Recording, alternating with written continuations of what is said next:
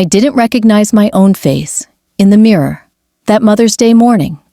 The woman staring back at me had a purple bruise spreading from her left eye socket down to her cheekbone. The kind of injury that makes strangers look away in grocery stores. I touched it gently and winced. 24 hours earlier, my daughter-in-law Rebecca had done this. 24 hours earlier, I'd been too ashamed to call the police. But something shifted overnight.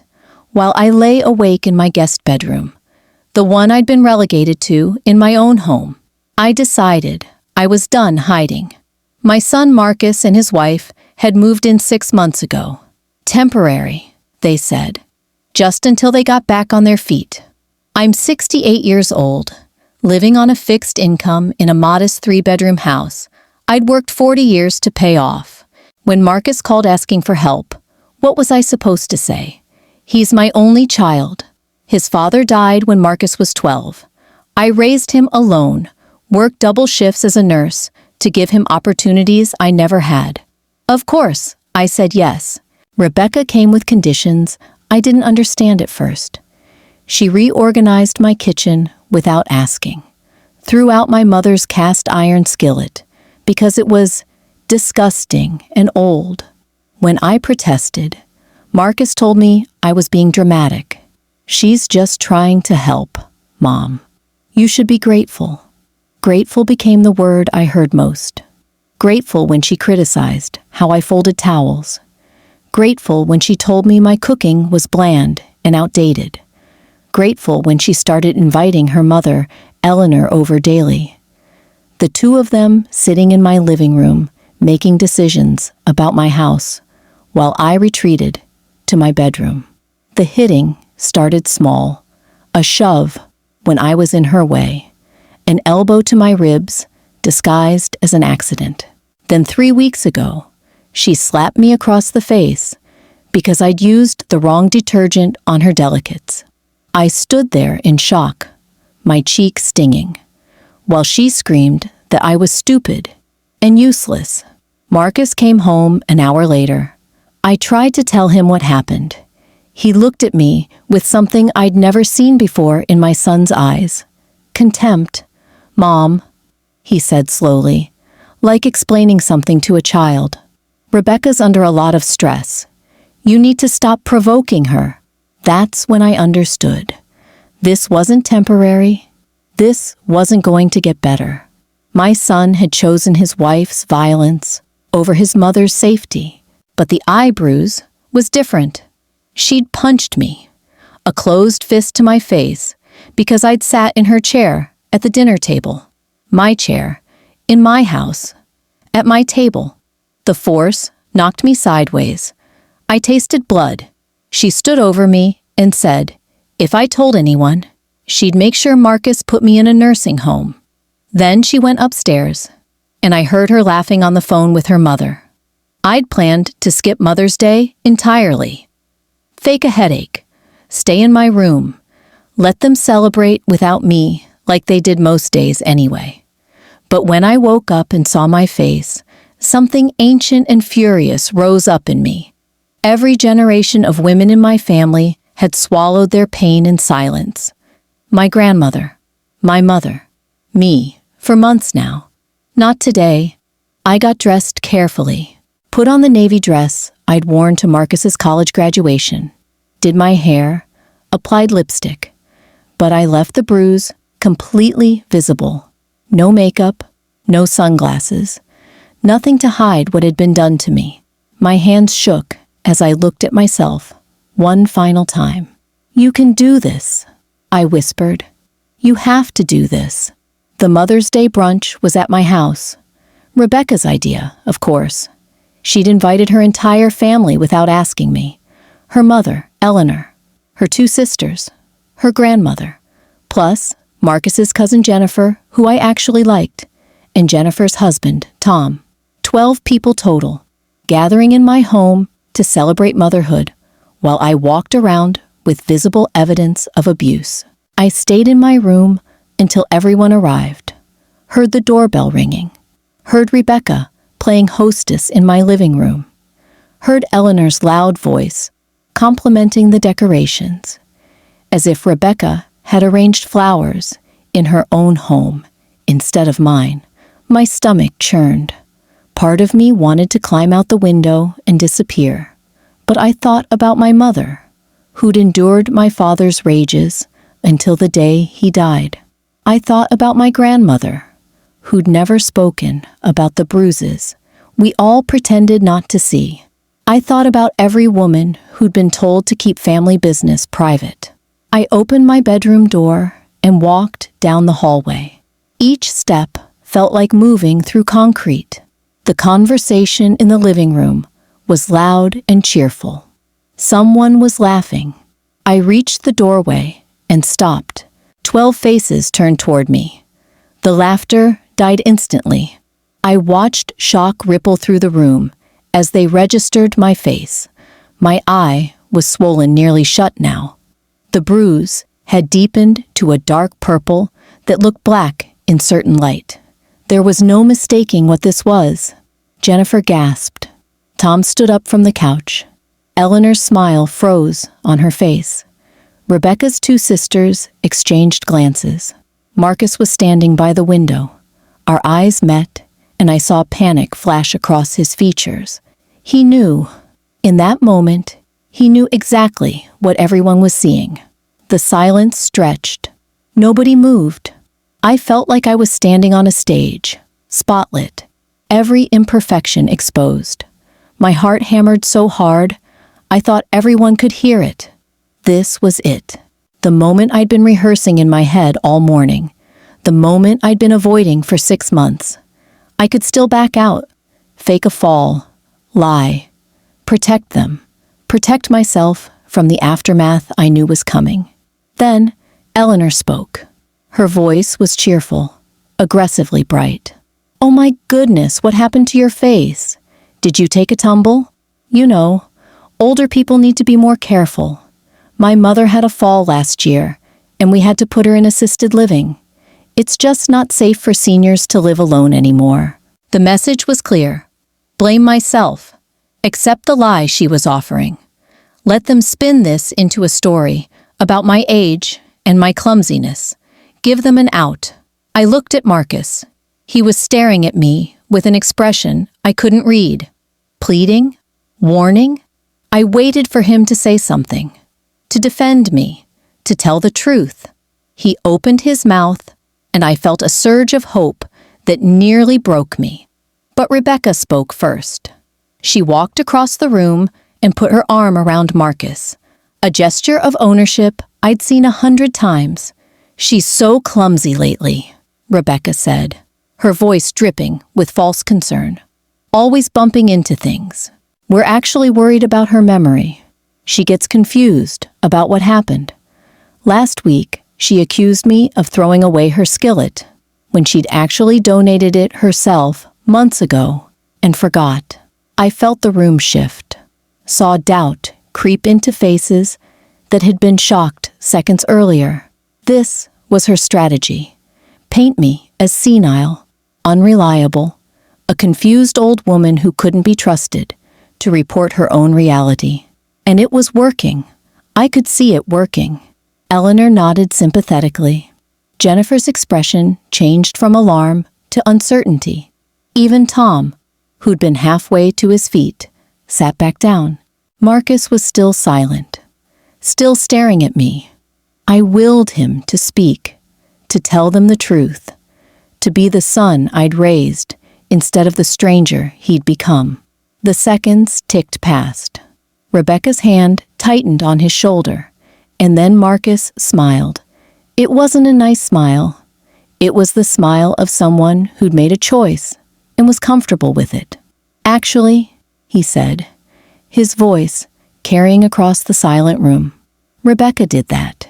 She punched Mom yesterday." The shock on Rebecca's face was almost funny. She hadn't expected him to tell the truth. Neither had I. For one wild second, I thought he was going to defend me. Thought my son had finally found his spine. Then he kept talking, and my hope shattered into pieces I'd be finding for months. "She taught her some respect," Marcus said. His voice was proud. Actually, proud. Mom's been disrespectful since we moved in, complaining about everything, making Rebecca feel unwelcome in what's supposed to be our home now.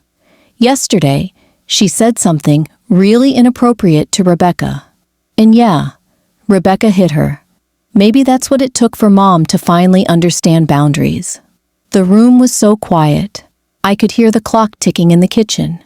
I couldn't breathe, couldn't process what I just heard. My son, the baby I'd rocked through nightmares, had just publicly justified violence against me, had just claimed I deserved to be punched in the face, had just sided with his wife so completely that he was proud of her for hitting his mother. Eleanor's smirk appeared slowly. She'd been worried for a second there, but Marcus had given her permission to relax. That's what I've been telling Rebecca, Eleanor said. Sometimes older people need firm handling. They get set in their ways, and they don't understand that times have changed. My mother was the same way. Had to put her in her place a few times before she learned to respect boundaries. Put her in her place. The phrase hung in the air. I looked around the room at 12 people who were supposed to be family. Jennifer looked uncomfortable, but said nothing. Tom was staring at his hands. Rebecca's sisters were nodding along with their mother. Rebecca's grandmother, a woman in her 80s, was looking at me with something that might have been pity or might have been recognition. Maybe she'd been where I was once.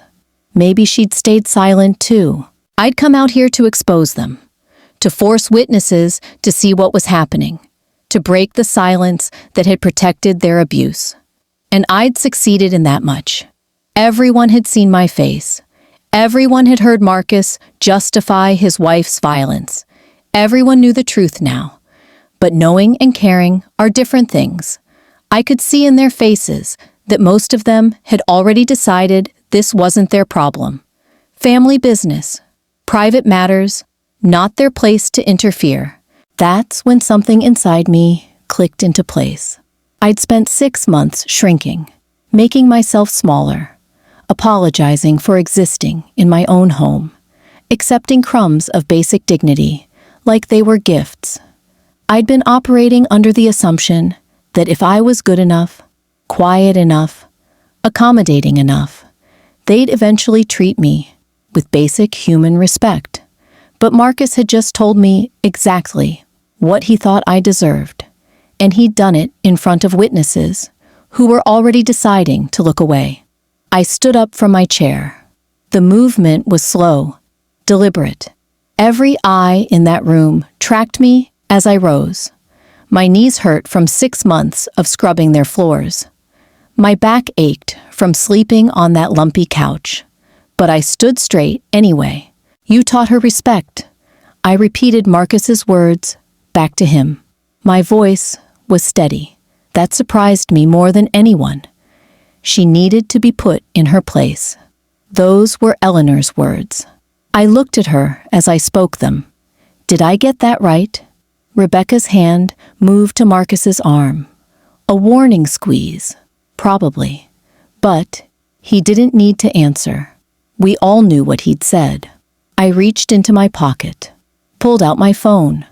The screen was cracked from where Rebecca had knocked it out of my hand 2 weeks ago during an argument about dish soap. I hadn't fixed it because that would have cost money I didn't have anymore. Money they'd systematically cut off the moment they moved in. I'm recording this conversation, I said. I tapped the screen, started a new recording right there. The red dot appeared. Everyone can see I'm doing this. I'm being very transparent about it. Marcus's face went white. Rebecca's went red. Mom, what are you? I held up one finger. Just that. One finger to silence my own son. And he stopped talking. 6 months ago, you moved into my house, I said, into the phone. Into the recorder. Into the permanent digital record I was creating. You said it was temporary. 3 months maximum while you saved for a down payment. I believed you because you're my son, and I thought we told each other the truth." Jennifer shifted in her seat. Good. I wanted her uncomfortable. Within 2 weeks, Rebecca had rearranged my entire kitchen, threw out half my dishes because they didn't match her aesthetic. That's the word she used. Aesthetic. I bought new ones with my Social Security money because keeping peace seemed more important than keeping my grandmother's plates. The room was dead silent now. Even the kids had stopped fidgeting.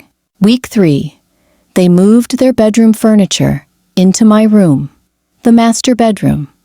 I was told I'd be more comfortable in the guest room anyway, because it's smaller and easier to heat.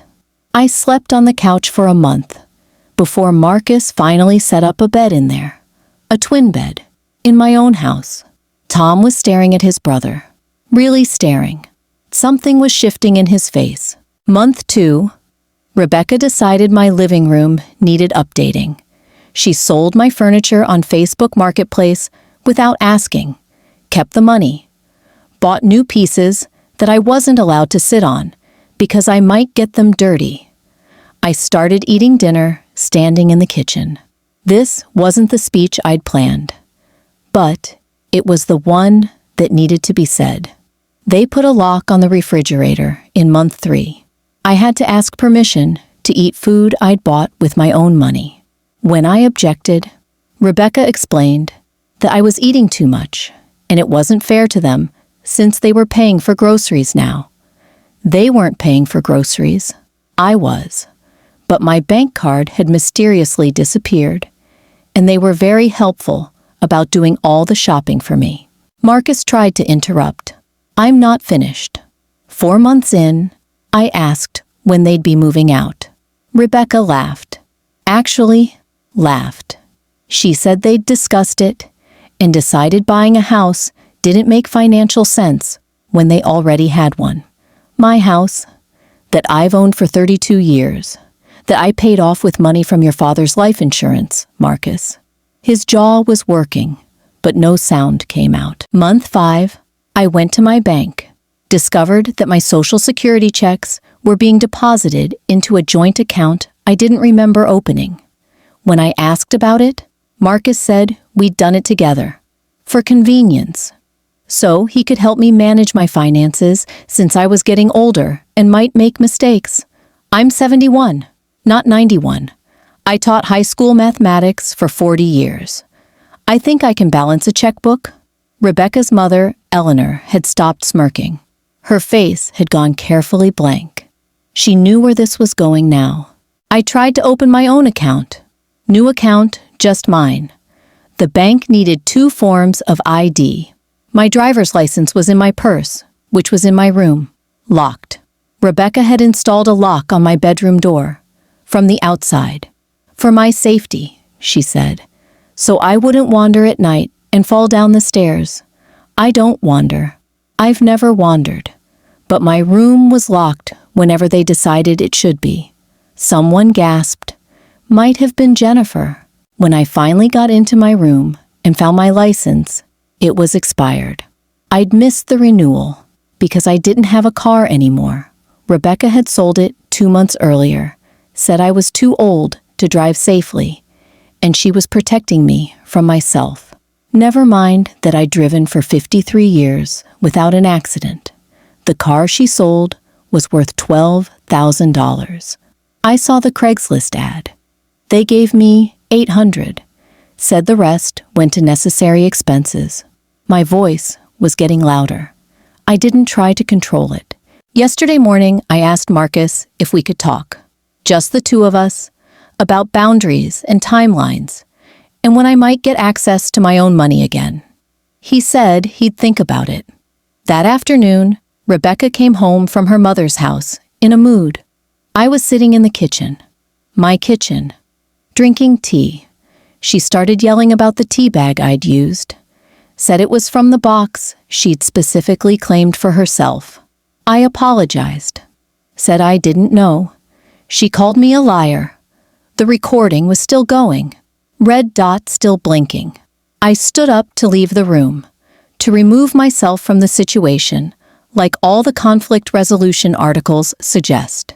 She grabbed my arm, spun me around, told me I didn't walk away from her when she was talking. I pulled my arm free. That's when she punched me. I touched my eye. The swelling had gone down slightly, but the bruise was spectacular. She hit me hard enough that I fell, cracked my head on the counter going down. I have photos of that injury too. Wanna see? I didn't wait for an answer. Just pulled up my photo gallery. Started passing my phone around. Let them all see the gash on my scalp, the blood on my shirt, the bruises on my arm where she'd grabbed me. When Marcus came home, I was still on the floor. He helped me up, got me ice. I thought maybe, finally, this would be too much. This would be the thing that made him see what was happening, what he'd allowed to happen. I paused. Let that sentence hang. He asked what I'd done to provoke her. Tom stood up. Actually, stood up. His chair scraped against the floor. What did you just say? I looked at him. At my younger son, who I'd barely let myself hope might be different. He asked what I'd done to make her so angry. Said Rebecca wouldn't just hit someone for no reason. There had to be an explanation. I must have done something. You believed him. Tom was looking at Marcus now. His voice was shaking. You actually believed that Mom deserved to be assaulted in her own home? It's not assault, Rebecca said. Her first words since this started. It's complicated. She doesn't understand the stress we're under. The stress you're under? Tom's voice went up. You're living rent-free in a house you've stolen from its owner. You've isolated her, taken her money, sold her possessions, and now you're hitting her. What exactly is stressful about that arrangement for you? Eleanor tried to step in. Now let's all just calm down. No. Tom cut her off. We're not calming down. We're not pretending this is normal. Mom, why didn't you call the police? The question I'd been dreading. Because he's my son. I looked at Marcus. Because even after everything, I kept thinking he'd remember who I am, who he used to be. The little boy who made me cards on Mother's Day, who cried when I got sick because he was afraid I'd die, who told me I was his favorite person in the whole world. Marcus was crying now, actual tears. I kept thinking that person was still in there somewhere, that if I just waited long enough, was patient enough, understanding enough, he'd come back.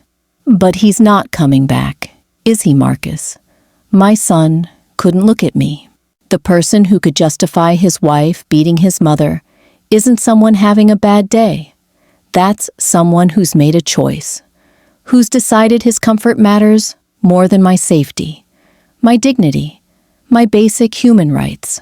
I turned to Rebecca. You picked the wrong woman. You thought you found someone old and weak and alone, someone who'd be grateful for any scraps of family connection you offered, someone who'd trade her entire life for the privilege of being tolerated in her own home. Rebecca's face was stone. But I taught teenagers for 4 decades. I've seen bullies before, seen how they work, how they test boundaries, push and push until someone pushes back. You've been pushing for 6 months. Today, I'm pushing back. I pulled a folded paper from my other pocket, held it up. This is an eviction notice. 30 days. Legal. Notarized. Filed with the county this morning before I came here. You have 1 month to get out of my house. Rebecca lunged. Actually lunged at me across the table. Tom caught her, held her back while she screamed about ungrateful old bitches and how I'd regret this. I smiled. Actually smiled. You taught me respect, I said. Those were Marcus's words. And you were right. I did learn something yesterday. I learned exactly what happens when you stop demanding respect and start taking it back yourself. Eleanor stood first. Her chair scraped against the hardwood. She looked at me like I'd just announced I had 6 months to live. Linda, you can't do this. Watch me. Rebecca had stopped struggling against Tom's grip. She was staring at the eviction notice, like it might spontaneously combust if she concentrated hard enough. Marcus finally found his voice. Mom, please. You don't understand what you're doing. Enlighten me. I folded my arms. Tell me what I don't understand about my own house, my own life. Where will we go? The question hung there. He actually expected an answer, expected me to solve the problem he'd created by enabling his wife to beat me in my own kitchen. I don't know, Marcus. Where do people usually go when they need housing? Maybe you could ask one of Rebecca's parents, the ones who were so welcoming when you got married. I'm sure they'd love to have you. Rebecca found her voice then. You spiteful old bitch. You're doing this because you're jealous. Because Marcus chose me over you.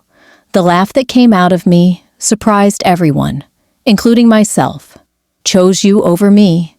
Sweetheart, that's not how mothers and wives work. But sure, let's pretend that's what happened. Let's pretend the woman who hit me yesterday did me a favor by showing my son where his loyalties lie.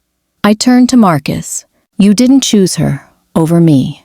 You chose convenience over character, comfort over conscience. You chose the path of least resistance, and it led you here, to a Mother's Day brunch where your wife assaulted your mother, and you asked what I did to deserve it. Tom still had hold of Rebecca's arm. She'd gone very still, calculating. I recognized that look. She was planning her next move. Jennifer spoke for the first time since this started. Her voice was quiet, but clear. Aunt Linda, where will you go? While they're moving out. That stopped me. In all my planning, all my righteous fury, I hadn't considered that part. The eviction gave them 30 days. 30 days of living with 2 people who now hated me even more than before. Tom answered before I could. She's staying with me. He was looking at his father now. Dad and I have that spare room. It's yours, Mom, for as long as you need it. Richard opened his mouth, closed it, opened it again. Son, maybe we should discuss this privately. No. Tom's voice was steel. There's nothing private about this anymore. Mom's coming home with us today. Right now. We'll go to your house, pack what you need, and you're done. You're not spending one more night under the same roof as someone who thinks hitting you is acceptable. The relief that flooded through me was so intense, I had to sit down. I hadn't realized how terrified I'd been of exactly that. Going back to that house, being alone with them. Rebecca laughed. It was ugly. Perfect. Run away to your other son. The one who actually gives a damn. Must be nice having a backup plan. You think this is a backup plan? Tom stepped toward her. His father's hand on his shoulder stopped him. This is what happens when you cross a line that can't be uncrossed. You hit her. You hit her. And you're standing here acting like she's the problem. I am not the villain here. Rebecca's voice rose. She makes everything difficult, questions every decision, criticizes how I keep the house, acts like I'm some kind of gold digger when we've been nothing but respectful. Respectful. The word tasted like ashes. You sold my mother's jewelry without asking. Changed the locks while I was visiting my sister. Told me I needed permission to use my own kitchen. And yesterday, you gave me this. I pointed to my eye. That's your version of respect? Marcus was crying again. Harder now. Mom, I'm sorry. I'm so sorry. I didn't know it would get this bad. But you knew it was bad. You knew she was controlling, dismissive, mean. You knew and you chose her anyway, because it was easier than standing up to her. Easier than protecting me. The truth of it settled over the table like snow, cold, and suffocating.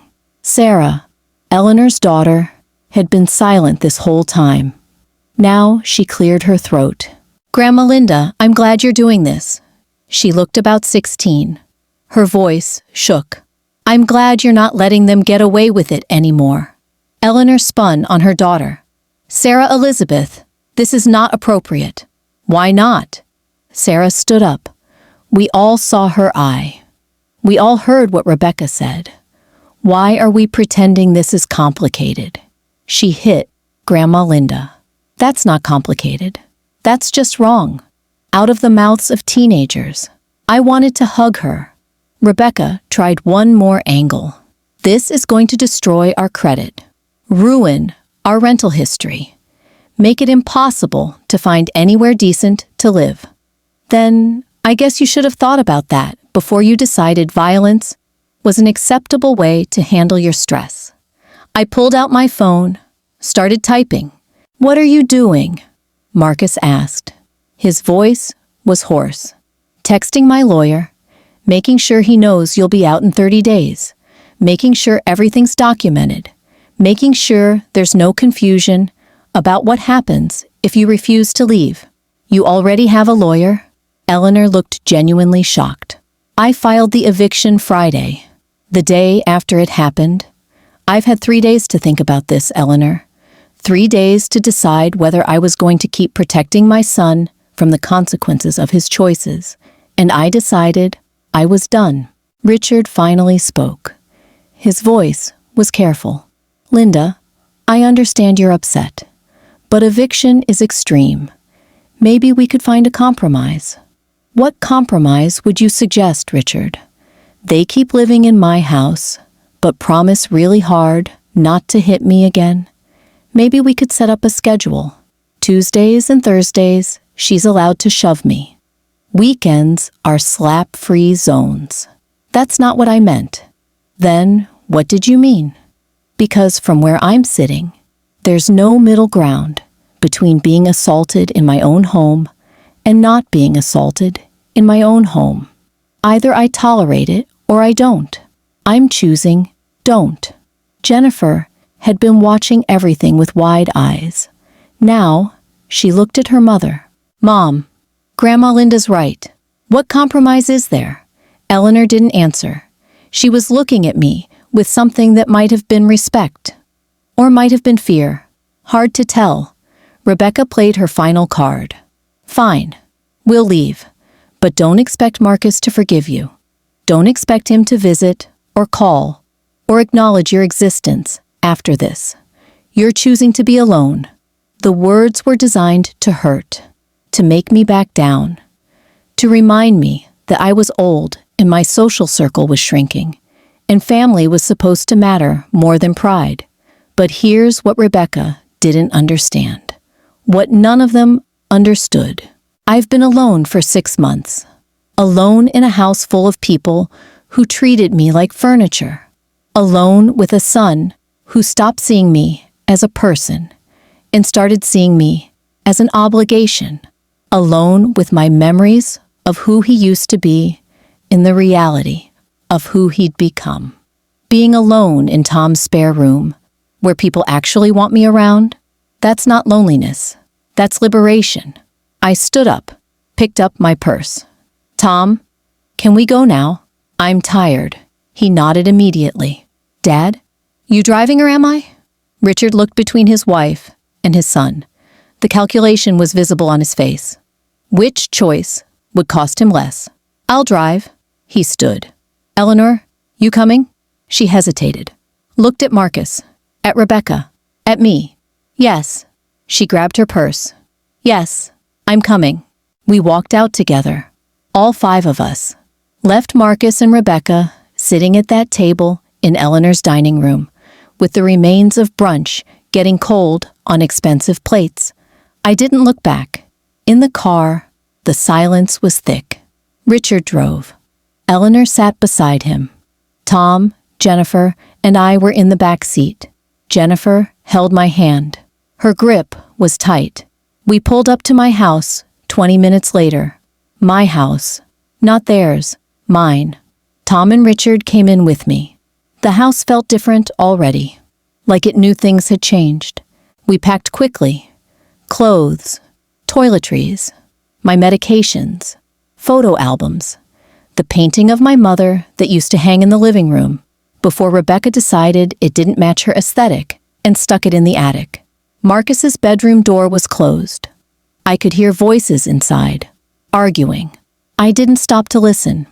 45 minutes later, we carried 3 suitcases and 2 boxes out to the car.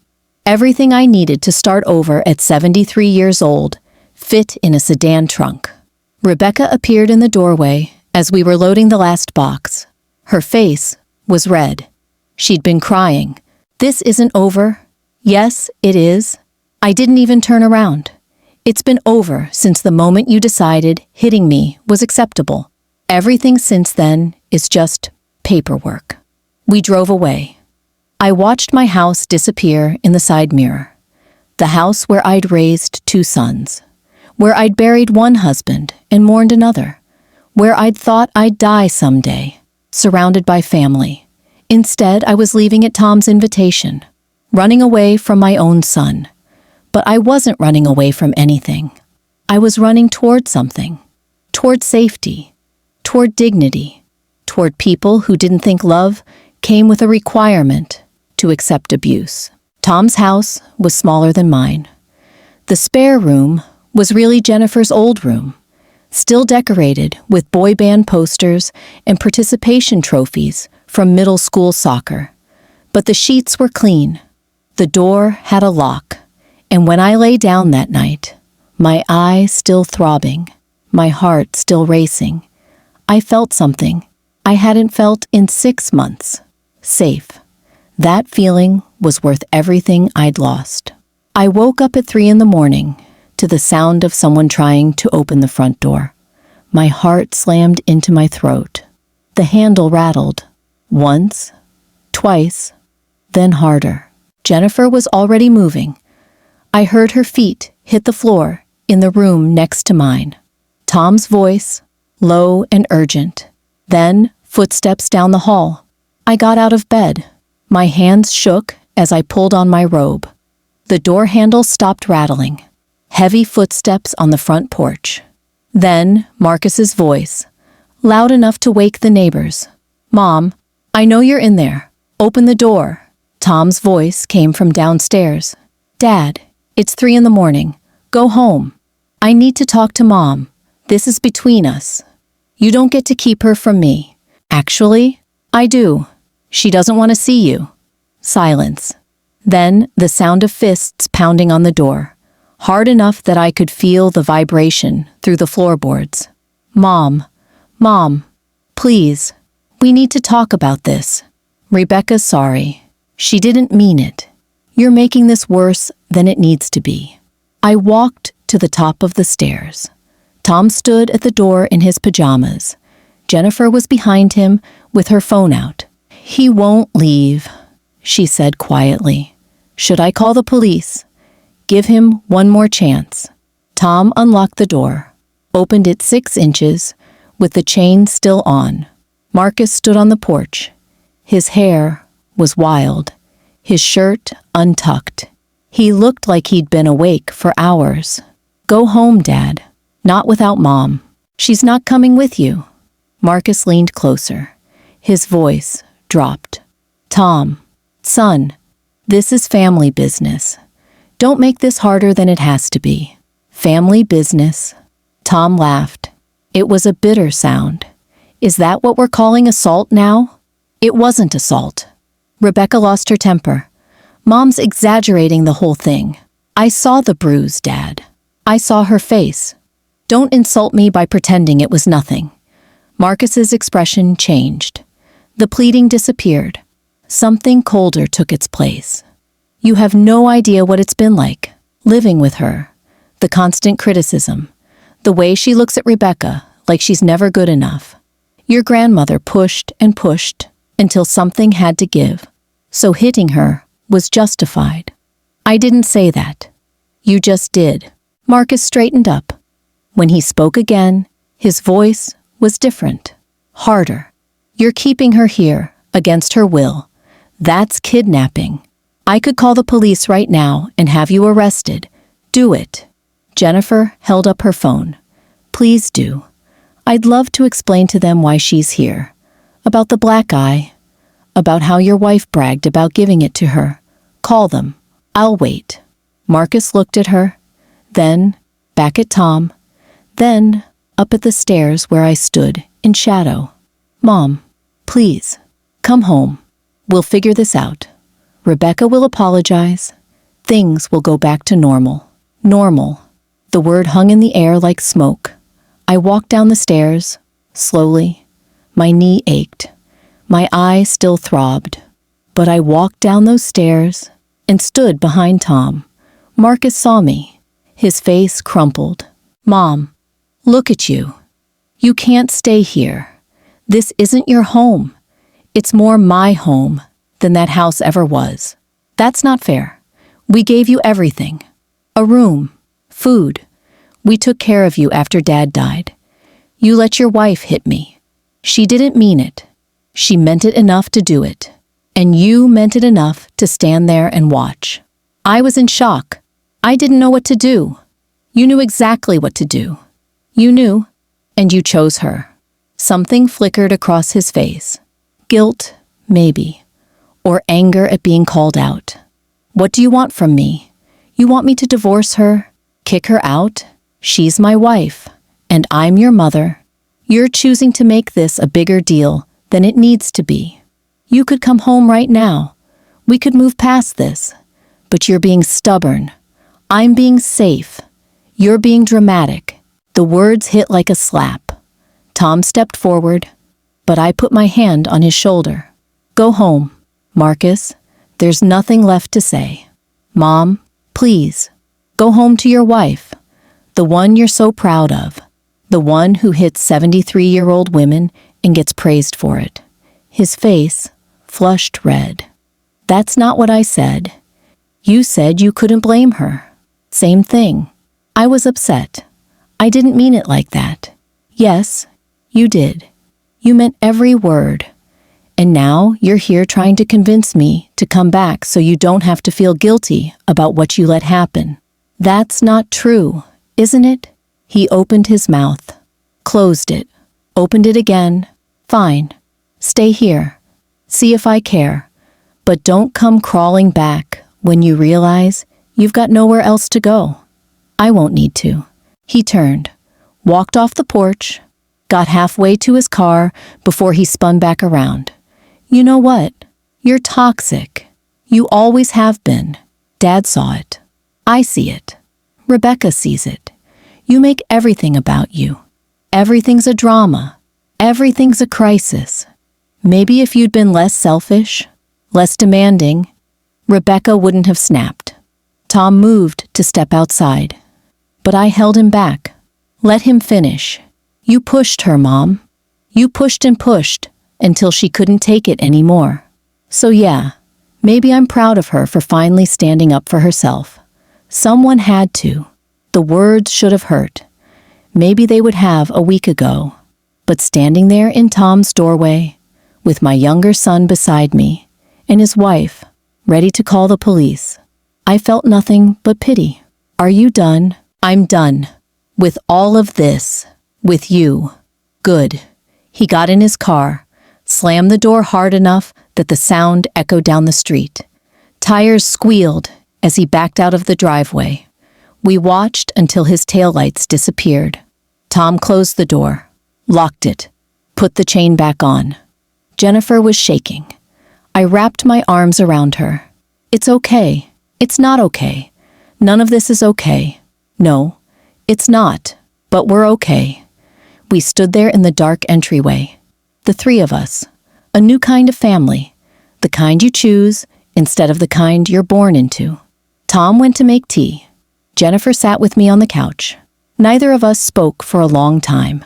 Finally, she broke the silence. He'll come back. I know. What will you do? Same thing I did tonight. Say no.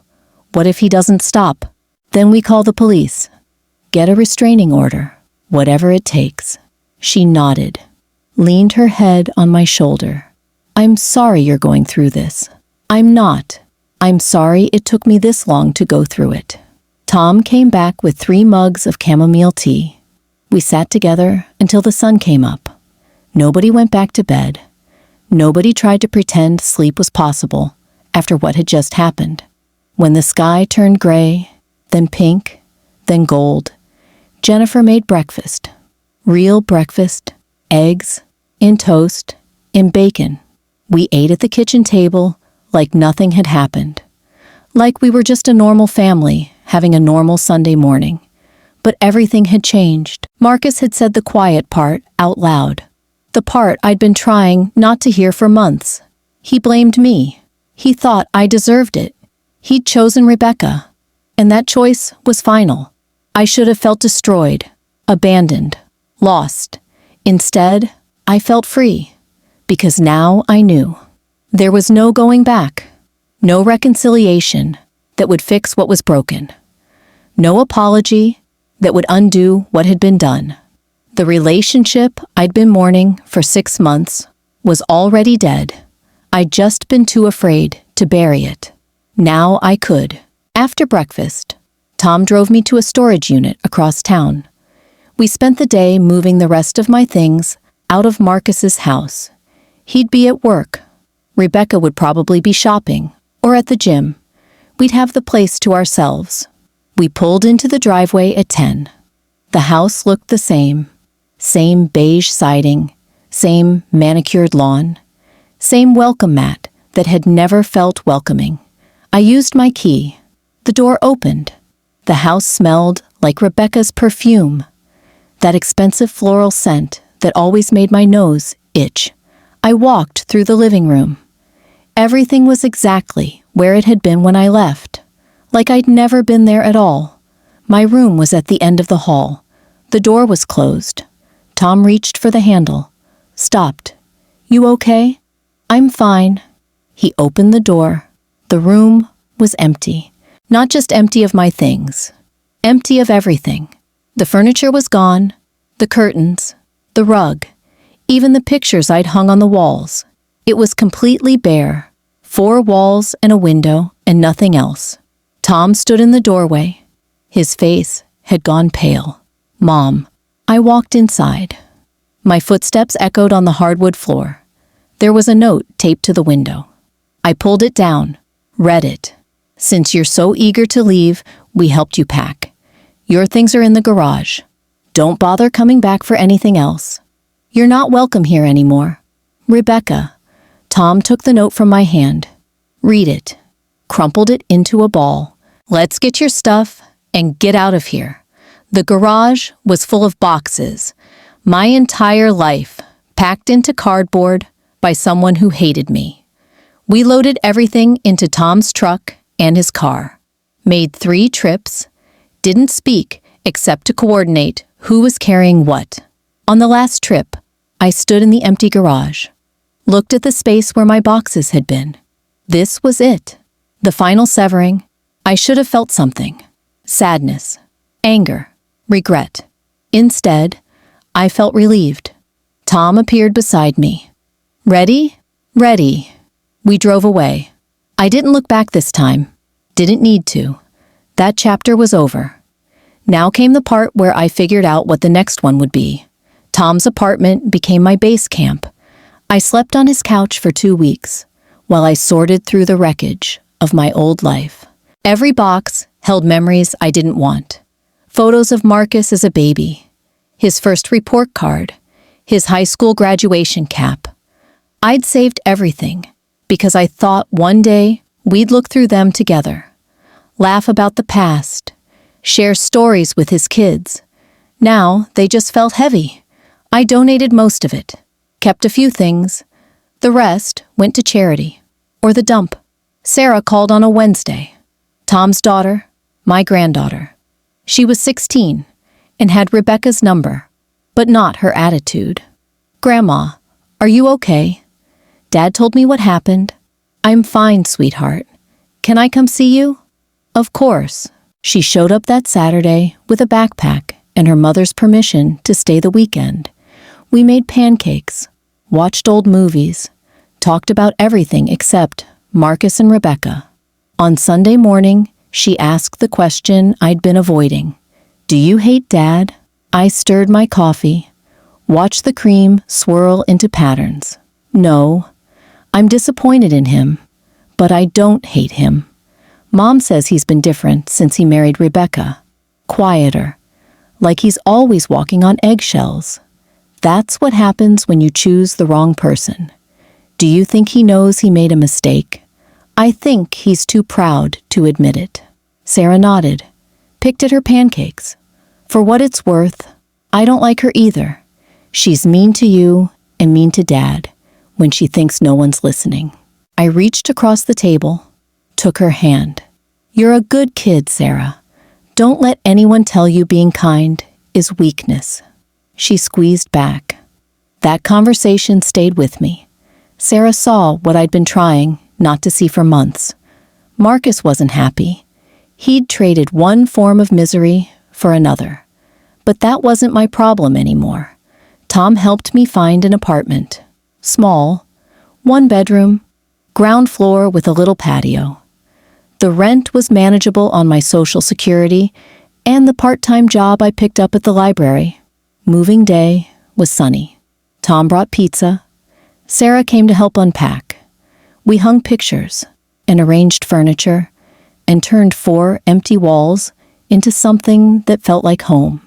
That night, after they left, I sat on my new couch in my new living room and felt something I hadn't felt in years. Peace. No one was going to scream at me here. No one was going to blame me for existing. No one was going to make me feel small. This space was mine. Marcus called 3 weeks later. I almost didn't answer. Let it ring 4 times before I picked up. Mom, Marcus, silence. Then, Rebecca told me you got an apartment. Tom helped me find it. More silence. I didn't fill it. Let him sit in the discomfort. Are you doing okay? I'm fine. Better than fine. Actually, that's good. That's really good. He sounded tired, defeated, like he'd been expecting me to fall apart without him and didn't know what to do now that I hadn't. Mom, I've been thinking about what happened at breakfast. What I said. What about it? I shouldn't have said you deserved it. That was wrong. It was. Rebecca gets in my head sometimes, makes me see things her way. That's called manipulation, Marcus. He went quiet again. I heard Rebecca in the background, asking who he was talking to. His muffled response, her sharp reply. I have to go, he said. Okay. Can I call you again? If you want. He hung up. I set the phone down and went back to my book. He called again the next week. And the week after that. Short conversations, surface level. How are you? Fine. How's work? Fine. Talk soon. I didn't ask about Rebecca. Didn't ask if he was happy. Didn't offer advice he wouldn't take. Sarah visited every other weekend. Brought her homework, her questions about life, her teenage drama that felt refreshingly normal compared to adult dysfunction. She told me things Marcus probably didn't know. How Rebecca monitored his phone. How she controlled their money. How she'd throw things when she was angry, and Marcus would just clean up the mess and apologize. History repeating itself in a different house with different people. I wanted to save him. Storm over there and drag him out like I should have done months ago. But you can't save someone who doesn't want to be saved. Tom said the same thing when I mentioned it. He's an adult, Mom. He made his choice. You can't fix this for him. I know. Doesn't mean I have to like it. You don't. But you do have to let it go. Letting go was harder than leaving had been. Because leaving was a single act, a moment of decision. Letting go was daily. Every time the phone rang. Every time I thought about calling him. Every time I wondered if today was the day he'd finally wake up. 6 months after I moved out, Sarah called crying. They had a huge fight last night. Rebecca threw a plate at him. It smashed against the wall right next to his head. Is he okay? Physically, yeah. But Grandma, he just stood there. Didn't yell back, didn't leave, just apologized and started cleaning up the glass. I closed my eyes. Saw myself doing the same thing a year ago, 2 years ago, 10 years ago. What did your mom say? She wants Dad to leave. Said she'd help him. But he won't. Why not? Sarah's voice cracked. He said he deserves it. Said he's been a terrible husband and father, and this is what he gets. My heart broke in a completely different way than it had before. This wasn't about me anymore. This was about my son, believing the same lies I'd believed. That love was supposed to hurt. That suffering was penance. That leaving meant failure. Put him on the phone, I said. He won't talk to you. He's embarrassed. Tell him I called. Tell him I'm not mad. Tell him his door is always open if he needs it. I will. And Sarah, tell him I understand. Tell him I've been exactly where he is. Tell him it's not too late to choose differently. She promised she would. Marcus didn't call, didn't show up at my door, didn't take the escape route I'd offered. But something shifted. The weekly phone calls became bi-weekly, then monthly, then silence. Tom said it was for the best, that Marcus needed to hit bottom before he could climb out. Maybe, but watching your child suffer, even when they're 35 and married and making their own terrible decisions, never stops being painful. A year after Mother's Day, Sarah graduated high school. The ceremony was outdoors, hot, crowded. I sat with Tom and his wife, scanned the crowd for Marcus. Found him 3 rows back, alone. Rebecca hadn't come. After the ceremony, Sarah found us, hugged everyone, took pictures, smiled so hard her face must have hurt. Marcus approached slowly, hands in his pockets, eyes on the ground. Hey, Mom. Hey, yourself.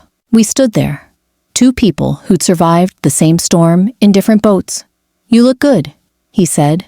So do you. Lie. He looked tired, thin, older than 45 should look. Sarah pulled him into a photo. Then, one with all of us, Tom, his wife, me, Marcus, Sarah in the middle, grinning. The photographer counted down. 3, 2, 1. Click. Proof that we'd made it this far. Broken but standing. Apart but not completely lost. Later, after the crowds cleared and Sarah left with friends, Marcus lingered. Can we talk? Sure. We walked to a bench under a tree, sat, watched families celebrate. I'm sorry, he said, for everything. For what I said. For choosing her over you. For being weak. You weren't weak. You were scared. Same thing. Number. Weakness is giving up. Fear is human. You can work with fear. He rubbed his face. Looked like he might cry. I don't know how to leave. Every time I think about it, I panic. What if I'm wrong? What if she changes? What if I can't make it alone? I took his hand, held it. Then, you're not ready, and that's okay. But Marcus, when you are ready, you'll know. And when that day comes, you call me. Day or night, I'll be there. He nodded, squeezed my hand. We sat until the sun started setting. Didn't solve anything. Didn't fix the past. Just existed in the same space without hurting each other. Progress. I went home that night to my quiet apartment, made tea, sat on my patio, listened to the neighborhood settle into evening. My phone buzzed. Text from Sarah. Thanks for coming today, Grandma. Love you, I typed back. Love you too, sweetheart. Proud of you. Then another text. This one from Marcus. Thank you for not giving up on me. I stared at the screen. Thought about everything that had brought us here. The violence, the betrayal, the choice to save myself even when it meant losing him. And I realized something. I hadn't lost him. Not completely. He was still here, still reaching out, still trying. The relationship would never be what it was. We'd never get back the years Rebecca had stolen. But maybe we could build something new, something honest, something based on mutual respect instead of obligation. I typed back, "I never will," sent it, put the phone down, and for the first time in 2 years, I felt like maybe, eventually, we'd both be okay. That Mother's Day brunch changed everything, but not in the way I expected. I thought standing up would fix things immediately, that Marcus would see what he'd become and snap out of it, that Rebecca would face consequences and disappear from our lives. None of that happened. What did happen was slower, quieter. I learned that healing doesn't follow a script. Sometimes the people you save are yourself.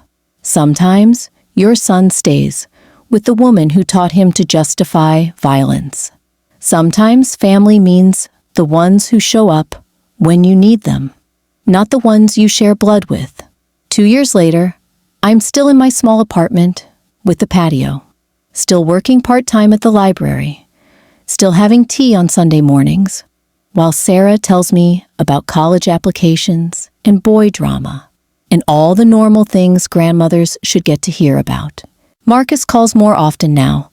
We talk about weather and work and nothing important, but we talk, and sometimes that's enough, because the door's still open if he ever finds the courage to walk through it. Not the door to my house, or my money, or my endless accommodation of his bad choices. The door to a real relationship, the kind where neither person has to lose themselves to maintain the peace.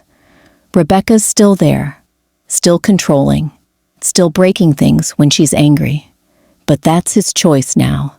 And I've made mine. The bruise faded after 3 weeks, left a small scar near my eye that catches light sometimes when I'm looking in the mirror. People ask about it occasionally. I tell them the truth. My daughter-in-law hit me. My son defended her. I left. Most people don't know what to say after that. They change the subject, or make excuses, or suddenly remember they need to be somewhere else. But a few, a precious few, lean in closer and say me too, or my mother, or my sister, and we understand each other in a way that doesn't need explaining. That's what I learned that Mother's Day. That silence protects abusers. That family loyalty becomes a weapon when it demands you accept harm. That the 4 words I said, "I'm pressing charges," weren't the end of anything. They were the beginning of choosing myself after 73 years of choosing everyone else first. Would I do it differently if I could go back? Stand up sooner, maybe. Leave before it got physical. But I can't go back. And spending energy on what-ifs steals from the present I fought so hard to build. So instead, I sit on my patio with my tea and my books and my granddaughter's laughter echoing from inside. I watch the sun set on days that belong entirely to me. And I remember that the woman who walked into that brunch with a black eye and walked out with her dignity intact isn't the same woman who spent 6 months accepting crumbs. She's someone who finally understood that respect isn't something you earn by shrinking. It's something you claim by refusing to disappear.